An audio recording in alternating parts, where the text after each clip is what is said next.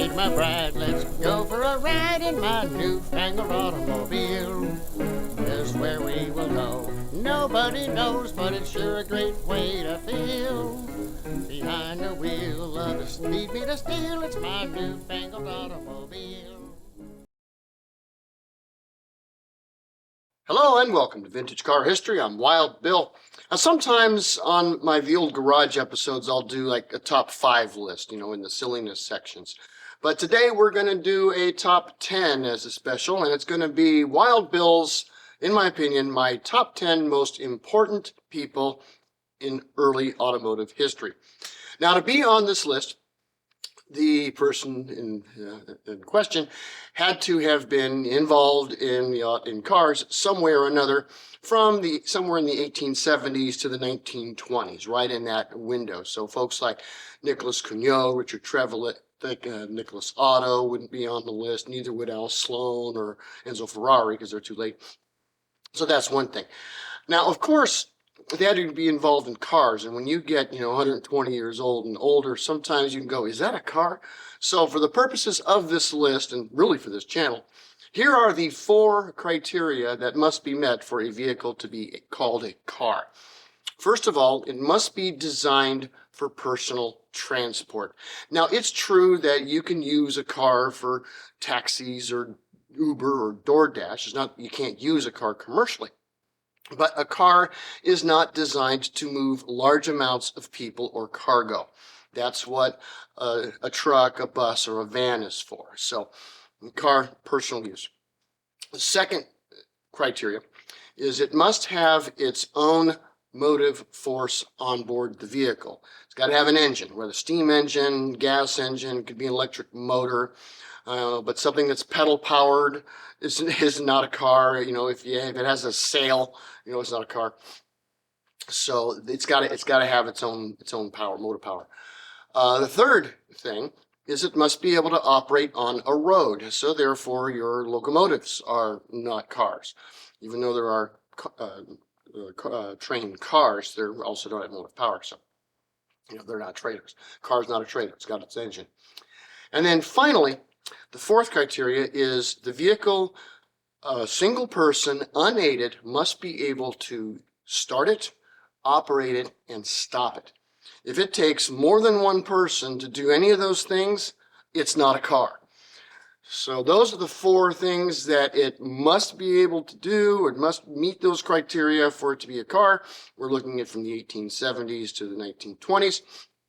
And so here is, in my opinion, my top 10 most important people in early automotive history. Number 10, Sigfried Marcus. Now, in the car world, a lot of people haven't heard of this guy, which is unfortunate, because he was pretty much the German version of Thomas Edison. The man was a very prolific inventor, hundreds and hundreds of inventions across many different industrial disciplines. He was a very wealthy man due to his inventions and companies and such that he had owned and ran. And in the 1860s, he actually did build a motor vehicle. Now, it was not a car, his first machine, because it didn't meet all the qualifications. But in the 1870s, he actually did build a couple of cars. These are absolutely cars. And the thing is that in Germany at that time, we're looking 1870s, there was a lot of serious engineering going on. And for example, Sigfried Marcus knew Nicholas Otto. They knew each other. They'd worked together. He knew Gottlieb Daimler. He knew Carl Benz. I mean, these engineers knew each other. And Sigfried Marcus is actually the person, and as far as I know, the first person to build a vehicle that actually meets the definition and requirements to be a car. And he did this 10 years before Carl Benz built the patent motor wagon. So that's why he's number 10 on this list. Number 9, Carl Benz. Now, Carl Benz, of course, patented his car, his patent motor wagon, in 1886. He built it in 1885. He ended up building a few of them. And it's no coincidence that the patent motor wagon actually does bear a lot of engineering resemblance to the cars built by Sigfried Marcus, because the two didn't know each other. Benz didn't know about and had seen the cars built by Sigfried Marcus. But Sigfried Marcus, for him, cars were just a hobby. He didn't really care about them. He liked horses anyway. Carl Benz was the first one to build one. It was also practical, and he patented it because he also knew Siegfried didn't care if Benz patented the automobile. So the automobile industry, as we know it, began with Carl Benz as the first person to build a commercially available car for sale. Number 8, Bertha Benz. Carl Benz may not have even brought his patent motor wagon to the market were it not for his wife, Bertha. Bertha Benz, in August of 1888, took her rather famous road trip with her 2 sons across a few towns to Grandma's house. And the reason why this was so important is because that was the first time in history that a car was in the news. She was the first to promote the car through the media, getting people interested in them, and went, hey, that was neat. I just read about this trip that Bertha Benz did. Where can I get a car? And the automotive industry was born. Her husband built the cars, but it was Bertha Benz that actually got the interest of the public into automobiles, and that's why she's number 8 on this list. Number 7, Frederick Sims. Frederick Sims, at least in the English-speaking world, is very important in the early automotive industry. This British guy created many of the terms that we use in cars and in the automotive world and industry even to this day. He borrowed a lot from the French, so many of the types of terms we use now, we think of them as borrowed from the carriage industry, like a coupe and, coupe, however you want to say it, sedan, etc. But it was Frederick Sims that actually put that into the vernacular. He also created other words, like, for example, we park our cars in a garage. Garage is a word that he invented. Prior to that, people used the term stables. He was influential and instrumental. He was the mastermind behind the creation of the Royal Automobile Club. He organized many races. He was very influential in the early automotive history, and at least the English-speaking history, and that's why Frederick Sims, he gets my number 7 spot on this list. Number 6, Camille Dugast.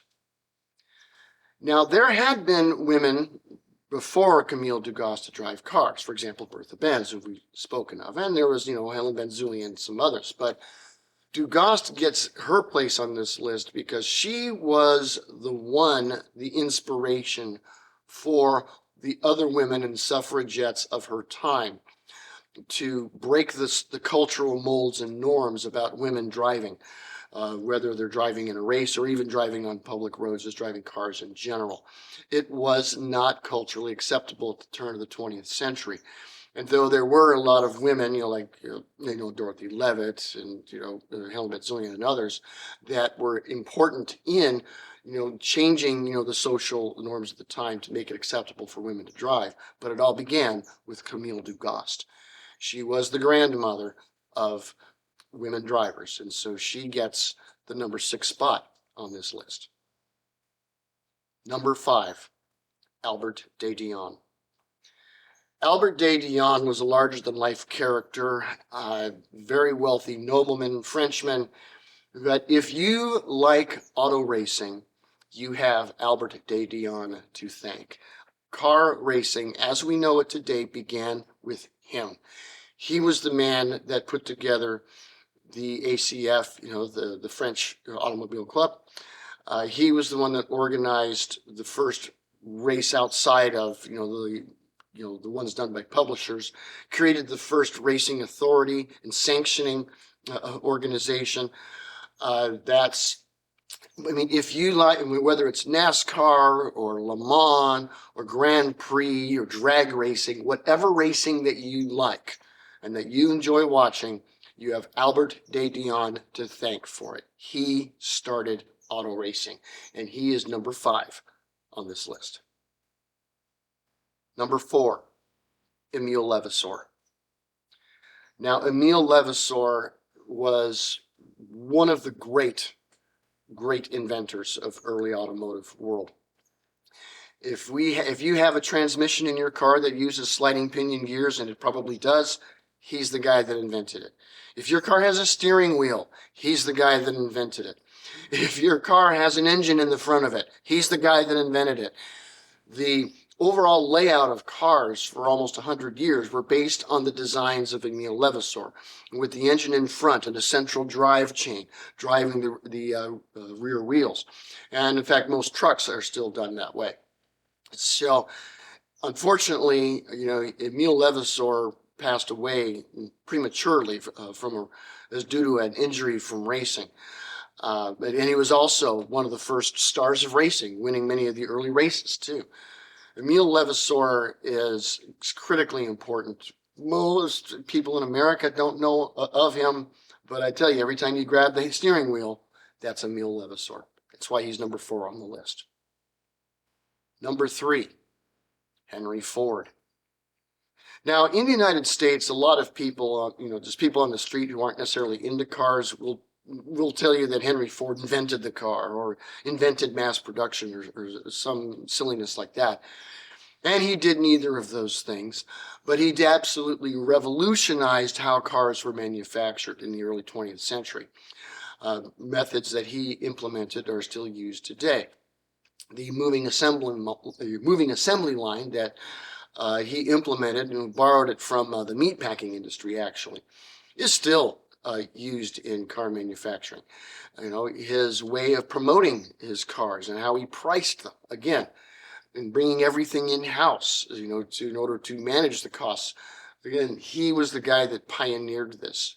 The daily minimum wage and his social reforms and how he managed his factory workers. Again, that we think that's normal today, but that was Henry Ford, and that's what he did to revolutionize the automotive industry, and that's why he's number 3 on my list. Number 2, Wilhelm Maybach. Geneticists and biologists often will talk about mitochondrial Eve, that even though humans may have existed before this woman, but the genetics of everybody can be traced to this one person however long ago. Well, if there is an automotive mitochondrial Eve, it is the 1901 Mercedes, and it was designed by Wilhelm Maybach. Maybach designed and built the first modern car. And if you have a car today, if you own a car, if you drive a car, it has its basics in its engineering, in its development, in its genetics is on this car. Okay? How the center of gravity is down low, the wheels are smaller.